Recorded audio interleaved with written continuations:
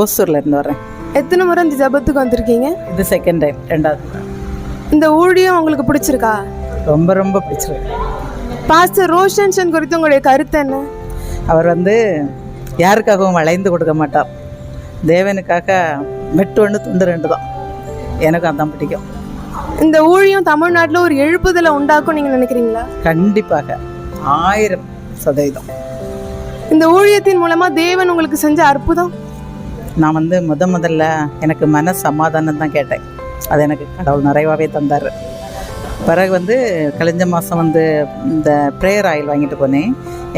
என்னோட பொண்ணோட பிள்ளைக்கு உடம்புல கொஞ்சம் கொசு கடிச்சா, எறும்பு கடிச்சா, லைட்டாக ஏதாவது பட்டால் ஒரு மாதிரி அலர்ஜி மாதிரி பிள்ளைக்கு அப்படி இருந்துகிட்டே இருந்தது. அப்போ இந்த ஆயிலை கொண்டு காலையில் எலும்பின உடனே கொடுத்த ஏசப்பாட்டன்னு ஒன்று வாங்கிட்டு வந்திருக்கேன். மக்களே, இதை நீ தடவு, டெய்லி ப்ரேயர் பண்ணி தடவணும், உனக்கு சரியாக போயிடும் அப்படின்னு சொல்லிட்டு 15ஆம் தேதி காலையில் கொடுத்தேன்.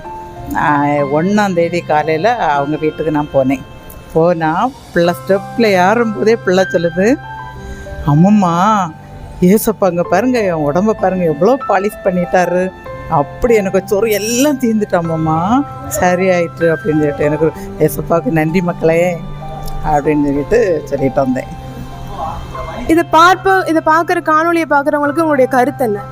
பார்க்குறவங்களுக்கு கருத்தான் இல்லை, எனக்கு தெரிஞ்ச எங்கள் பாஸ்டர் அம்மாவுக்கு என்ன இப்போ ஸ்டேஜில் கொஞ்சம் பேருக்கெல்லாம் எல்லாருக்குமே அனுப்பி கொடுத்துட்ருக்கேன். அவங்க எல்லாருமே ரொம்ப பிடிச்சிருக்கு, நல்லா இருக்குது, உண்மையாகவே பேசுகிறாங்க, எந்த ஒளிவு மறைவும் இல்லை.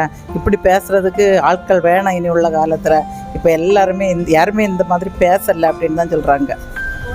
இந்த ஜெபத்தில் மற்றவங்க கட்டாயம் பங்கு பெறணும்னு நீங்கள் நினைக்கிறீங்களா? கண்டிப்பாக நினைக்கிறேன்.